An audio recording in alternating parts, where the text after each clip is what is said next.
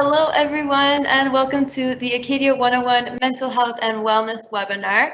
Before getting started, I would quickly like to go over our agenda for this afternoon. So there will be some housekeeping items that I will go over, followed by a campus update and upcoming events for you to keep an eye out for. Then we will get right into discussing mental health and wellness support that we have here on campus. And then we will finish with a live Q&A session. So, some of you may know me, but for those of you who do not, my name is Sarah Surrett. I just recently graduated from Acadia in 2019 with a BA in theater performance. We also have Erica McGill joining us on the call today, who will help us guide through this presentation. For the housekeeping, I just want to let you know that this is our first time using this new format of Microsoft Live. So please bear with us as we try our best to create a successful learning platform for you folks. A video recording of this webinar will be posted within 48 hours of completion. And if there is a 20 to 30-second delay, just be patient. We will catch up. If you do have questions for Erica that you would like her to answer, please put them in the question box and we will address them during the Q&A. So many of you have questions regarding campus and updates. So most of you would have received an email from President Ricketts stating Acadia's preferred approach of a blended on-campus and online learning environment. Our team is actively working to share what details we do know with you and provide any additional updates as soon as possible. But to stay in the know, follow us at Acadia U News on Instagram and visit acadiau.ca for those latest updates. So coming up, something for you guys to look forward to would be our community event, our webinar, Learning About Wolfville, the home of Acadia, as well as some physical wellness webinar, the co-op and study abroad info session, and then finally our financial preparedness webinar. So keep an eye out for those. Those will be posted in your emails, so watch out for them. And then Erica, I will let you take the lead and welcome and thank you. I am Erica McGill, and I am the director of the Student Resource Center, which is actually 3 offices at Acadia. We are the Health Medical Center, we are Counseling and Accessible Learning Services. Next slide. So, first of all, I just wanted to kind of, give an acknowledgement to you first-year students who are going to be experiencing Acadia maybe quite differently quite differently than you expected to maybe a year ago when you were deciding on where you'd like to attend post-secondary. The first thing I can acknowledge is this is a time that most of us have never lived in before, and it is a whole mix of different things, and learning how to navigate, learning how to adjust, learning how to kind of do what we can with restrictions. Some of the restrictions are being lifted now, but we're still quite directed by health authorities. So I just wanted to acknowledge that it is a amazingly different time that we're living in. And another thing I wanted to just sort of honor is that there's a sense of loss perhaps for how you're ending your high school years, how you're finishing up, how you're missing out in the way you wanted, the graduation ceremonies, your prom ceremonies, your celebrations. I know that they're happening, and I know there's a lot of work going on in your communities to celebrate all of the years in high school. However, it's probably a lot different than what you were hoping for.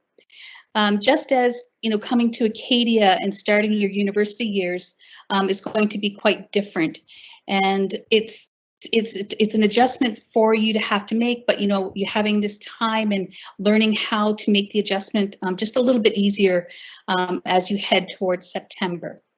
And then just an overall, recognition that the changes in your individual lives, in your homes, and in your communities has been tremendous, and just figuring out how we do this, and sometimes it can be overwhelming, sometimes it can be an opportunity. And then the third thing I just wanted to kind of put out there is that there's going to be uncertainty in how you start your year, even though Acadia is working really hard around planning and making sure that it's going to be a safe return or a safe coming to campus. Some of the uncertainty, regardless of COVID-19, can be stressful. Next slide.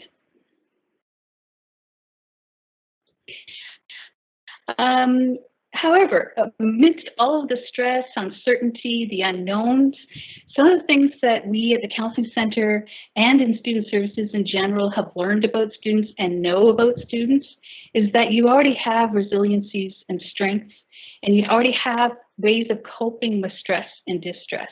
And we want to respect that and know more about how you already do, how you already cope and how you already manage your own stress.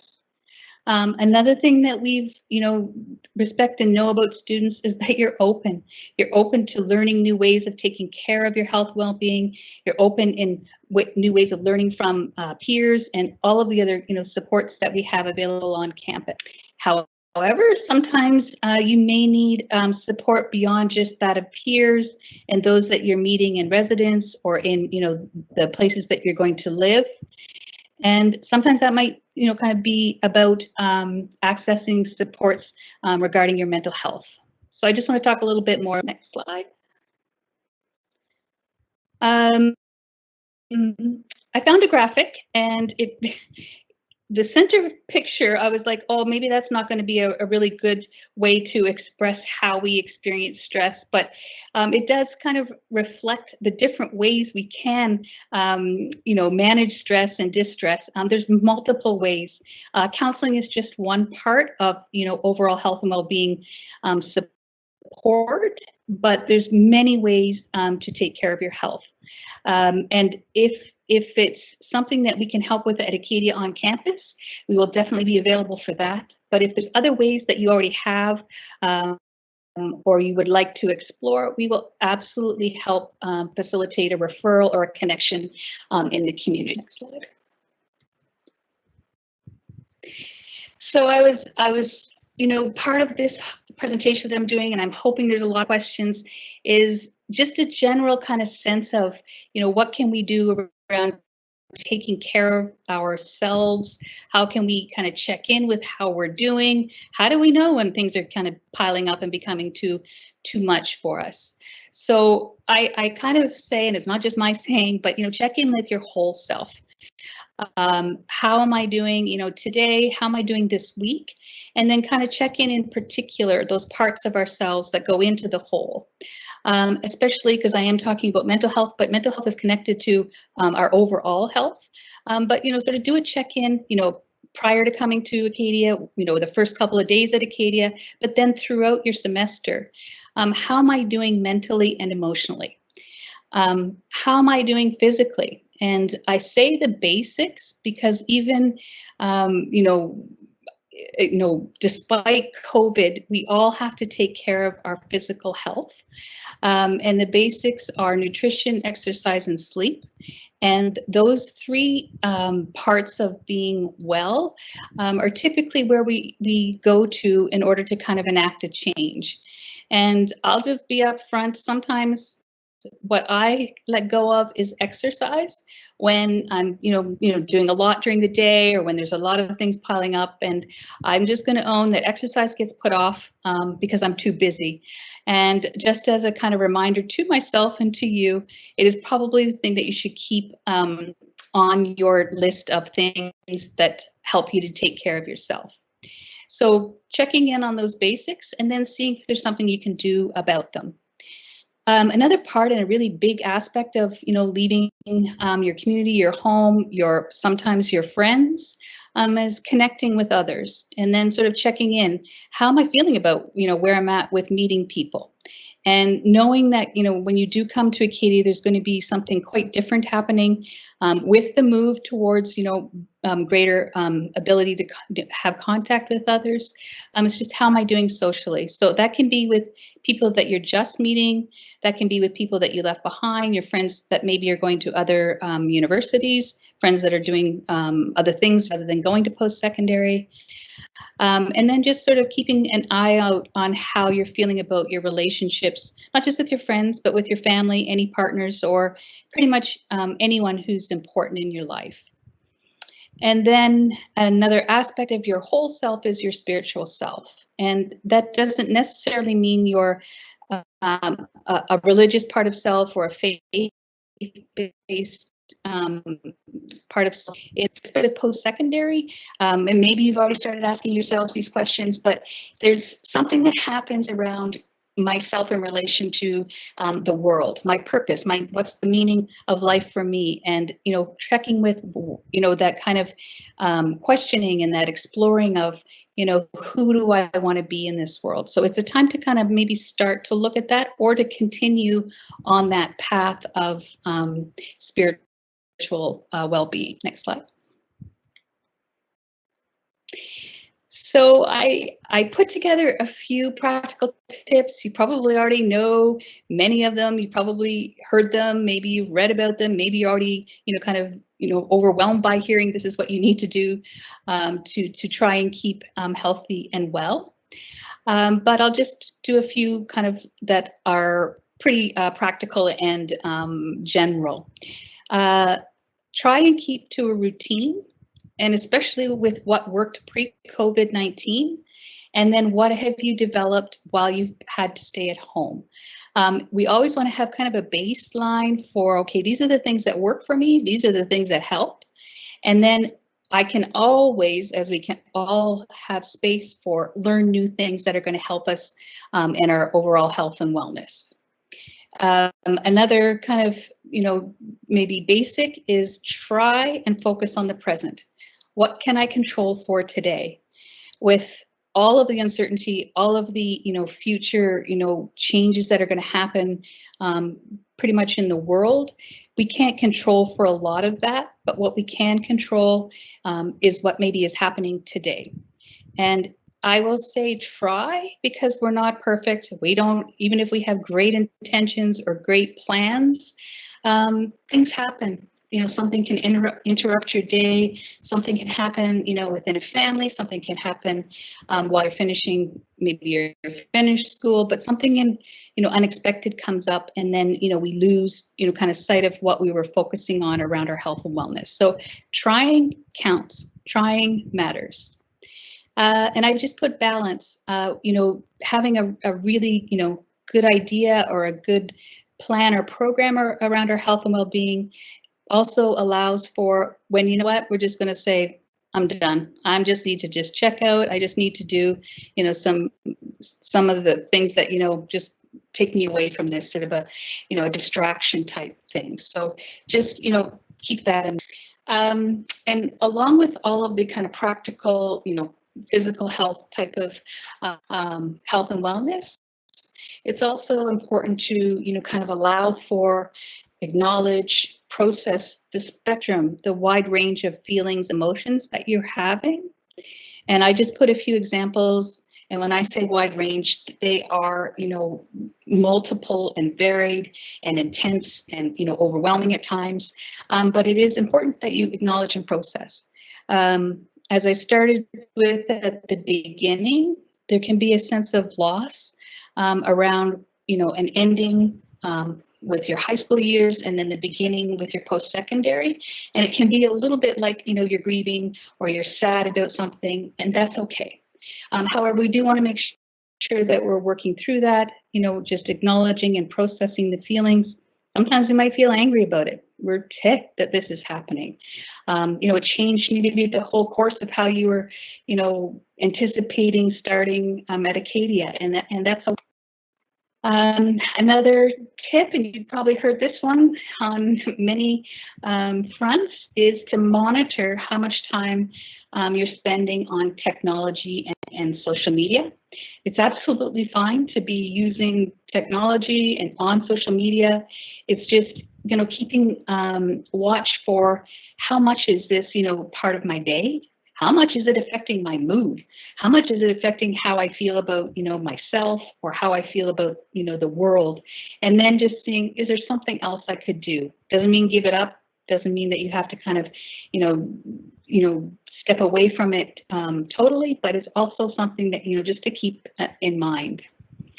And as I also mentioned before, explore new ways of being well. It can be a time to kind of try something new, try something that you maybe have heard about, but you maybe haven't had the opportunity, the chance to give it a shot. So I think there's time now, and there's time when you get to Acadia to look at the things that we're offering, look at the new things that you know are available to you once you do get to Acadia. And something, if it's something you want to have a look at now or do some exploring now, Acadia has online e-mental health tools. All post-secondary schools in Nova Scotia have the same suite of 5 e-mental health tools, and you are able to access them now. So I encourage you to have a look at them, if you have the time. They're not just for, times when maybe you're experiencing distress or feeling overwhelmed. They're also, tools that can help you, develop programs and plans for your health and well-being. And then lastly, and I truly believe that we all can take this to heart, is to be kind to yourself. I know there's so many times that you can, be tough on yourself or be hard on yourself. I didn't do enough today, or I didn't have time to, do the things I should do. And then, you sort of get into a pattern of it's not enough, or, I could do better. I think just keeping in mind that, while we're, living this COVID-19, the pandemic, that things are so different, and that we have, we're kind of finding new ways to manage and cope. And I think just being kind to ourselves and acknowledge that trying does count. Thank you. Next slide. So at the Counseling Center, we have a full staff. We're all available starting in September. We are a smaller staff throughout the summer, but we are available throughout the summer months and throughout the year to meet a wide range of mental health care needs. We have, just so you know who we are, we have 2 full-time counselors, a part-time psychologist, a part-time counselor. We also have a new staff member joining our team, Dr. Christina Toplek. She's a physician and psychotherapist who will be joining us actually next week. So we have a full range of supports around mental health care needs, counseling. And we also run groups, and we've had some really positive engagement with students over the last couple of years. Our groups have moved to activity-based, sessions throughout the semester. We run typically 3 to 5. We run some over the whole year, but we change them up just so that we give students an opportunity to try different things. We do yoga, mindfulness. We had in the winter semester this year, which did get interrupted, so we couldn't finish. It was called Reclaimed Kickboxing Group for students who've experienced trauma. And we had students who were interested in sustainability and nature. We had From the Ground Up, a group that we ran outdoors. And then another one that we were quite proud of and that we partnered with a local riding stable was called Healing with Horses. And I just put these as examples. We run pretty well anything that students, are looking for. And we welcome students, kind of sending us ideas about what they think might be of use to other students. So we're wide open for suggestions, just to keep that in mind. And part of the other program we do at the Counseling Center is, it's called, I think everything's called U101, but we have a program called U101, and it's majoring in yourself. And it's a partnership of students working with students, community healthcare workers coming onto campus, and just working together to develop action plans that maximize your mental and physical health. And part of that programming is psychoeducational in nature. So you learn something about, brain health, you learn something about stress and the effects that stress have on your, your body and mind. But we also do something in 2 of our most popular sessions were Bob Ross and Maud Lewis paint nights. And I will own again that I did not know who Bob Ross was. And for those of you who don't know either artist, they are quite creative, a little different, a little, kind of, I think, they're appealing, they're fun. So those are two things that we hope to continue once the semester gets going, and that there's a little bit more loosening of the restrictions. Next slide. I just put a few examples of some of the sites and apps that we already are using and sharing with students. These are pretty accessible. Some of them, all of them are just, around, your self-care, resiliency. Mindshift and Headspace are apps that we've used over the years. The Inquiring Mind, the first one there, is in response to the COVID-19 pandemic. And then I found one that's kind of fun. I thought, okay, well, this, it's not always has to be serious, and looking at, anxiety or managing stress. So it's from the Nature Conservatory of Canada, and you take a quiz, answer the questions, and then over an 8-week period, it offers you suggestions for those of you who want to maybe get more in touch with nature. So I just put that one in there because it's a little bit more on the fun side. And then I just put in one for Nova Scotia students or Nova Scotia residents. It's through the Nova Scotia Health Authority, and so that's available to you. That's the last one listed on this slide. Thank you. And then, as I mentioned previously, Acadia University has e-mental health tools, so you can just click the link on healthymindsnovascotia.ca/Acadia, and you will be directed to our 5 e-mental health tools, and you can, explore, see if there's anything there that you want to have a look at now, or, just to keep in mind once the semester starts. As a student who went through anxiety and was working with anxiety through my studies, I took advantage of a lot of those opportunities, and I still have a little succulent to show for it. So thank you again. So I will open the floor to all of you folks. If you do have questions, feel free to write them there in the chat box, and we will get right to them. Let's see. So Erica, have the services or needs of current students changed since the pandemic began? That's a great question, and there's a both answer to this. Some of the needs remain the same. Students who maybe, for example, already have a diagnosis, so an anxiety disorder or depressive disorder, their needs are continuing to be the same, and they do have access. We do counseling now via phone or virtually. But yes, things have changed, and there's, it's hard to capture everything that's changed because it's so, individualistic. It's so unique to the person. Circumstances, living at home can be a stressor. Concern about self related to COVID, concern about family or friends who perhaps are frontline workers, or perhaps maybe more susceptible to getting COVID-19. So it's a lot of mix of different things, and that's what we do. Also, when you come into the counseling office, we do a first session where we get to kind of assess, get a sense of what your needs are, and then work from there. Awesome, thank you. And then for those students who are thinking of taking up these services, how do they schedule counseling when they get to Acadia, or online counseling services?